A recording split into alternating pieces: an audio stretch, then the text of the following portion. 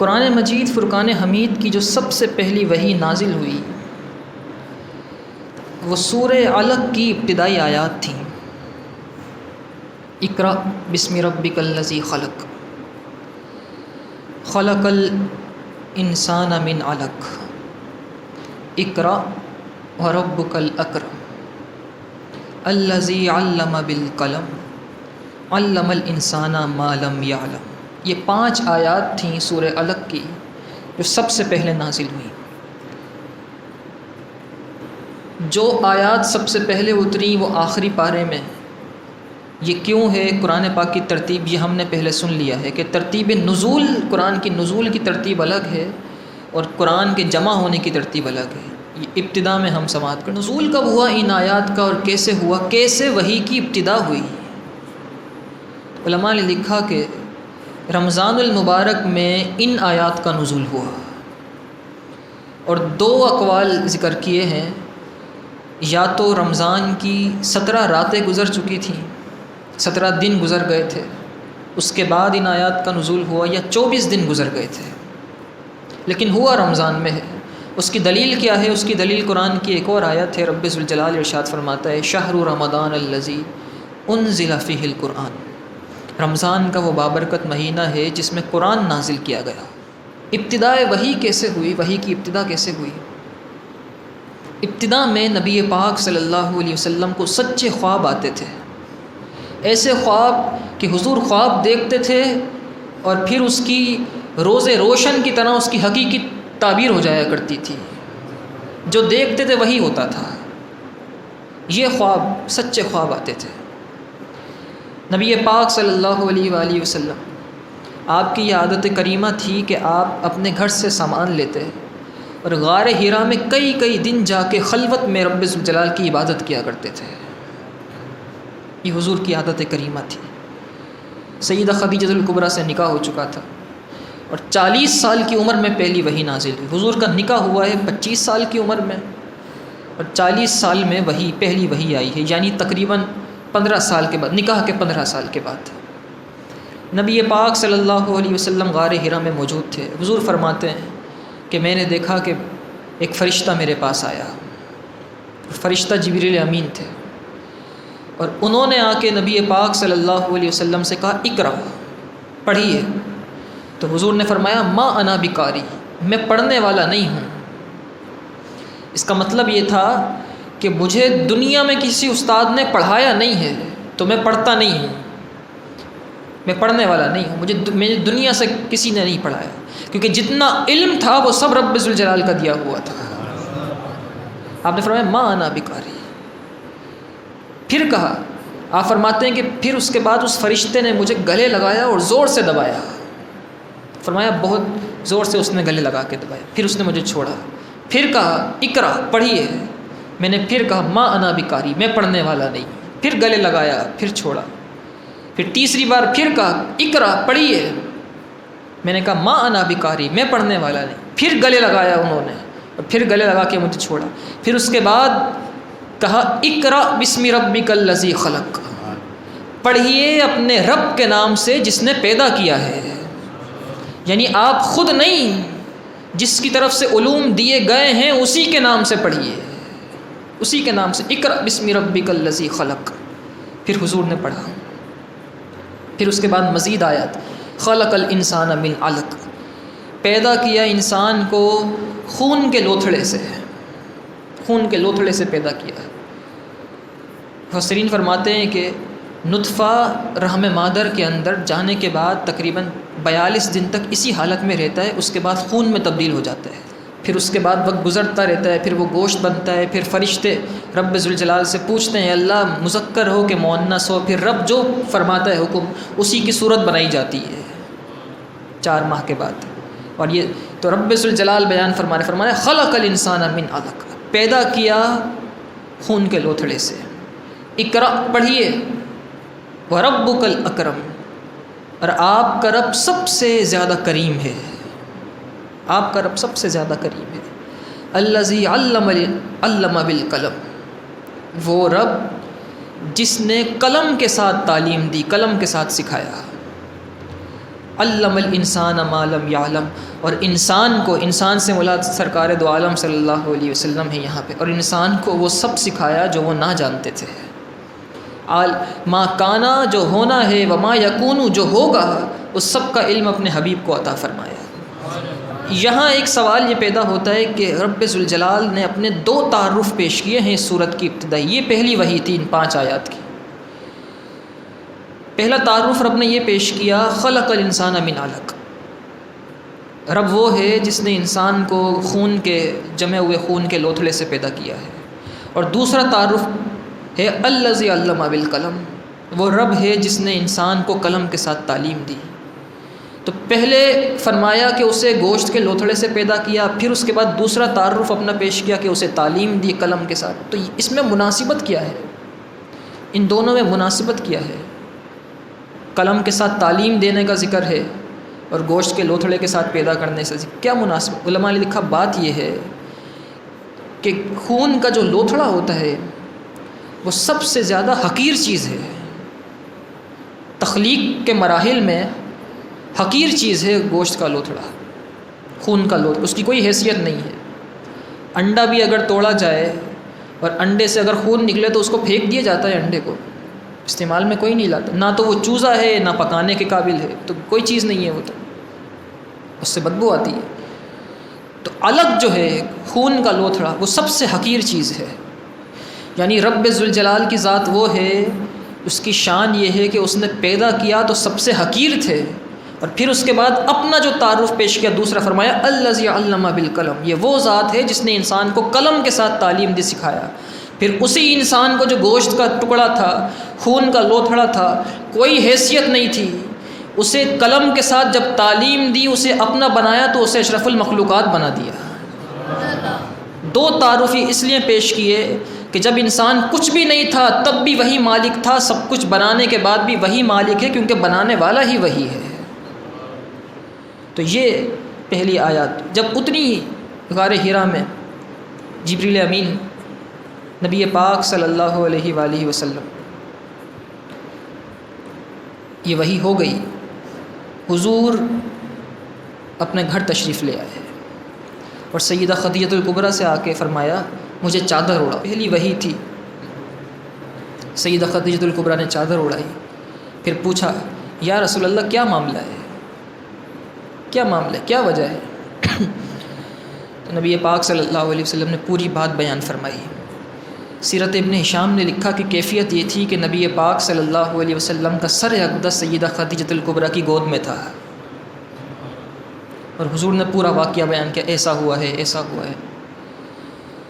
اور نبی پاک صلی اللہ علیہ وسلم نے چادر مبارک اوڑھی ہوئی تھی۔ سیدہ خدیجہ الکبریٰ نے فرمایا پریشان نہ ہوں، آپ تو یتیموں کی دیکھ بھال کرتے ہیں، آپ تو غریبوں کو کھانا کھلاتے ہیں، آپ تو فقیروں کا خیال کرتے ہیں، آپ تو سب کا خیال کرتے ہیں، رب ذوالجلال آپ کو تنہا نہیں چھوڑے گا، آپ فکر نہیں کریں، یہ کوئی بہت بڑی چیز ہے۔ ایک کام کریں، میں اپنے چچا زاد بھائی کے پاس جاتی ہوں، ورقہ بن نوفل کے پاس، اور ان سے جا کر پوچھتی ہوں، اس معاملے کو بیان کرتی ہوں، یہ معاملہ ہے کیا۔ اب خدیجہ الکبریٰ نبی پاک صلی اللہ علیہ وسلم کے ساتھ، اور ایک قول کے مطابق حضور کے بغیر، چچا زاد بھائی حضرت ورقہ بن نوفل کے پاس چلی گئی۔ ورقہ بن نوفل پرانی کتابوں کے بڑے عالم تھے، توریت اور انجیل کے بہت بڑے عالم تھے، اور بہت بوڑھے ہو چکے تھے، اور انہیں پتہ تھا کہ ایک زمانہ ایسا آئے گا جس میں نبی آخر الزماں تشریف لائیں گے، ان کی علامتیں بھی جانتے تھے، سب معلوم تھا انہیں، اور لوگ ان کے پاس آ کے اپنے مسائل بھی بیان کیا کرتے تھے، وہ ان کے حل بتاتے تھے۔ حضرت خدیجہ الکبریٰ نے آ کے یہ تمام معاملات حضرت ورقہ بن نوفل سے بیان کیے، تو انہوں نے کہا کہ خدا کی قسم، جو پاس آئے تھے سرکار دو عالم صلی اللہ علیہ وسلم کے پاس، جو فرشتہ آیا تھا، یہی فرشتہ عیسیٰ علیہ السلام کے پاس بھی آتا تھا، اور یہ اس امت کے نبی ہیں۔ اور پھر اس کے بعد جو اب نبی پاک صلی اللہ علیہ وسلم موجود تھے، کہنے لگے آپ اس امت کے نبی ہیں، اور پھر انہوں نے ایک اور بات کہی، کہنے لگے کاش کہ میں اس زمانے تک زندہ رہوں جب آپ کی قوم آپ کو ایذائیں دے گی، جب آپ کو آپ کے شہر سے نکال دیا جائے گا، جب آپ کو تکلیفیں پہنچائی جائیں گی، اگر میں اس زمانے تک زندہ رہا تو ضرور میں آپ کی بہت مدد کروں گا۔ یہ ورقہ بن نوفل کے الفاظ تھے. نبی پاک صلی اللہ علیہ وسلم تشریف لے آئے اپنے گھر، اور حضور کی نبوت کی پھر آپ نے اعلان نبوت فرمایا. اور سیدہ خدیجہ الکبریٰ وہ پہلی خاتون ہیں جو ایمان قبول کیا، جنہوں نے سیدہ خدیجہ الکبریٰ اسلام لائیں، اور سیدنا صدیق اکبر سب سے پہلے. اب دونوں کے پہلے ایمان لانے کا ہے کہ دونوں پہلے ایمان لائے، لیکن علماء نے تطبیق یہ کی کہ خواتین میں سب سے پہلے سیدہ خدیجہ الکبریٰ اور مردوں میں سب سے پہلے سیدنا صدیق اکبر. شان دیکھیے کہ سیدنا صدیق اکبر نبی پاک صلی اللہ علیہ وسلم کے دوست تھے، حضور کے دوست سے، اور صحابہ تو حضور کے غلام تھے نا، حضور کے ساتھ حضور آقا تھے، وہ غلام تھے، حضور کے دوست تھے بالکل. نبی پاک صلی اللہ علیہ وسلم نے اعلان نبوت فرمایا، سیدنا صدیق اکبر کو دعوت دی، جو دیرینہ دوست تھے، بچپن کے دوست سے غلام بن گئے. سیدہ خدیجہ الکبریٰ رضی اللہ تعالیٰ عنہ ایمان لے کر آئیں، اور آپ کے پاس جتنا مال تھا سب نبی پاک صلی اللہ علیہ وسلم کے لیے خرچ کر دیا. بلکہ ایک وقت ایسا آیا کہ علماء نے لکھا کہ آپ ملکۃ العرب تھیں، عرب کی ملکہ تھیں، اتنا مال تھا، اور غلام، باندیاں، کنیزیں سب آپ کے سامنے رہا کرتے تھے ہر وقت، اور آپ کے کام کیا کرتے تھے. یہ نبی پاک صلی اللہ علیہ وسلم سے نکاح ہونے سے پہلے کے باتیں ہیں. اتنا مال و زر اللہ تعالیٰ نے آپ کو عطا فرمایا تھا. آپ کے تجارتی قافلے شام اور مصر اور دیگر ممالک تک جاتے تھے. اتنا بڑا کاروبار تھا حضرت خدیجہ الکبریٰ رضی اللہ تعالیٰ عنہ کا. نکاح ہوا، اور پھر اپنا سارا مال اسلام کی آبیاری کے لیے آپ نے خرچ فرما دیا. نبی پاک صلی اللہ علیہ وآلہ وسلم ایک دن موجود تھے اپنے کاشانہ اقدس میں. سیدہ خدیجہ الکبریٰ رضی اللہ تعالیٰ عنہ نے کھانا پکایا، اور کھانا بنانے کے بعد آپ حضور نبی پاک صلی اللہ علیہ وسلم کی بارگاہ میں وہ کھانا لے کر حاضر ہوئے. کنیزوں، غلاموں کی مالکن، جن کے پاس جو ایک اشارہ کرتی تو کنیز اور غلام کاموں پر لگ جایا کرتے تھے، حضور نبی پاک صلی اللہ علیہ وسلم کی از خود خدمتیں کیا کرتی تھیں. حضور کے لیے خود کھانے پکایا کرتی تھیں، حضور کا بستر خود لگایا کرتی تھی. حضور کی بارگاہ میں جب تشریف لائیں تو نبی پاک صلی اللہ علیہ وسلم کی بارگاہ میں کھانا رکھا. آپ کے پاؤں پر وہ جو کٹی ہوئی سبزیاں ہوتی ہیں، چھلکے ہوتے ہیں، وہ آپ کے پاؤں پہ لگے ہوئے تھے. آپ کھانا تشریف لے کر آئیں، حضور کی بارگاہ میں کھانا رکھا تو نبی پاک صلی اللہ علیہ وسلم دیر تک سیدہ خدیجہ الکبریٰ کا چہرہ دیکھتے رہے، اور دیکھنے کے بعد حضور مسکرانے لگے. تو سیدہ خدیجہ الکبریٰ نے عرض کی، یا رسول اللہ، کھانا تو روزانہ لا کے پیش کرتی ہوں، لیکن آج آپ نے اتنی دیر تک دیکھا اور دیکھنے کے بعد مسکرانے لگے، یا رسول اللہ کوئی خاص وجہ؟ تو نبی پاک صلی اللہ علیہ وسلم نے فرمایا، خدیجہ خوش ہو جا، کچھ دیر پہلے جبریل امین میرے پاس آئے تھے، اور جبریل مجھے کہہ کر گئے ہیں خدیجہ کو رب کا سلام کہہ دینا. خدیجہ کو رب کا سلام کہہ دینا. رب ذوالجلال خود سیدہ خدیجہ الکبریٰ کے لیے سلام بھیجتا ہے. حضور کی خدمت کا صلہ ہے، نبی پاک صلی اللہ علیہ وسلم کی خدمت کا صلہ ہے. جو بیویاں شوہروں کی خدمت کرتی ہیں انہیں رب ذوالجلال بڑا مقام دیتا ہے. نبی پاک صلی اللہ حضرت یوسف بن اسماعیل نبھانی رحمۃ اللہ تعالی علیہ بہت بڑے عالم گزرے ہیں. کچھ عرصے پہلے ایک وصال ہوا ہے، پچھلی صدی میں آپ کا وصال ہوا. آپ نے ایک کتاب لکھی ہے حضور کی سیرت پہ.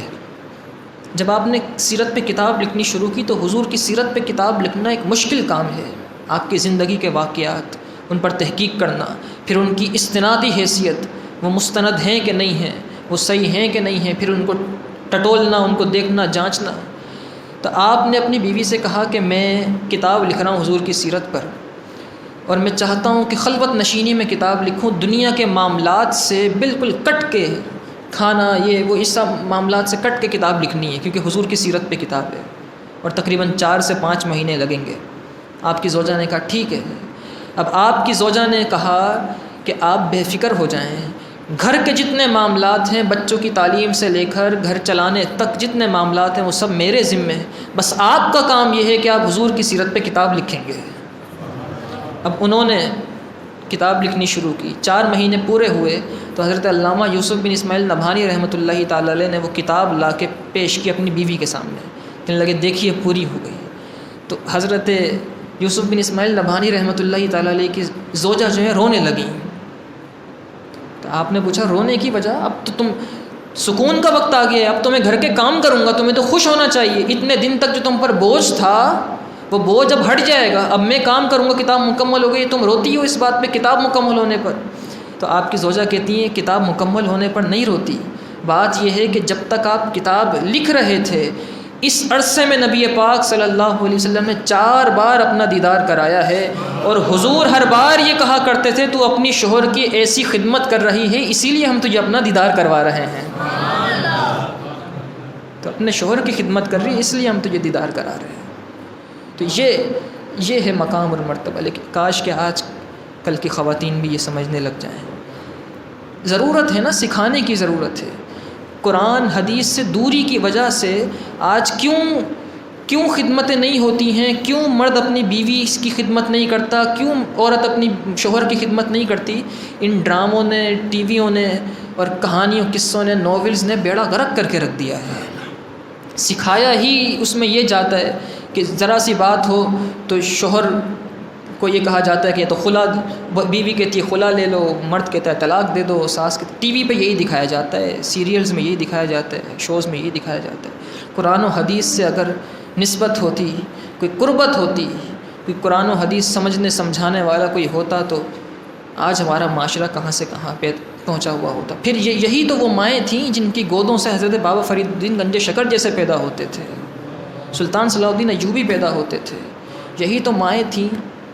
حضرت بابا فرید الدین گنج شکر رحمۃ اللہ تعالیٰ علیہ کی والدہ کے پاس خواتین آئیں اور آ کر کہنے لگیں، اے فرید کی ماں، بڑی عجیب بات ہے، ہمارا بچہ تمہارے بچوں کے جتنا ہے، فرید کے جتنا ہے ہمارا بچہ بھی، لیکن ایک بڑی عجیب چیز ہے کہ ہمارا بچہ کھیلتے رہتے ہیں ہمارے جتنے بچے، لیکن تمہارا بچہ فرید الگ ہی کھڑا رہتا ہے، کھیلتا نہیں ہے، قرآن پڑھتا رہتا ہے کھڑا کھڑا۔